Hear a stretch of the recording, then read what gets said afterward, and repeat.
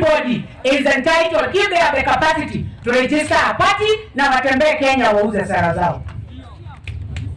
Ya pili, it is that we in the house of Mumbi and Agikuyu tumekubali kujireduce to be beggars, political beggars, because we lack what we call unity of purpose.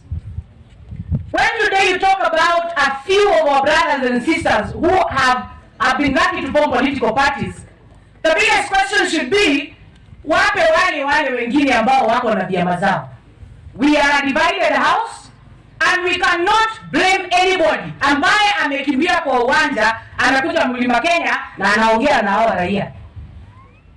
Nasema hivyo because we should not perceive any party leader as a threat to the existence of our parties. So I'm calling upon my sister Martha Karua, Mwangi Kiunjuri na wale wengine akina Munya na Kabogo, wacheni kuconcentrate na kulialia kushindana mkisema mnashurutishwa mvunje chama. Nyinyi tengezeni sera zenu, ingieni kwa ground, ongeeni na watu ya kanisa, ongeeni na raia wakubali, kwa sababu kompeni safi.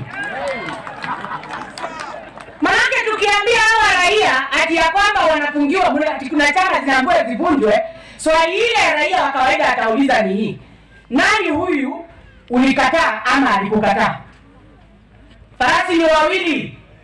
Farasi ni William Ruto na Raila Amolo Odinga.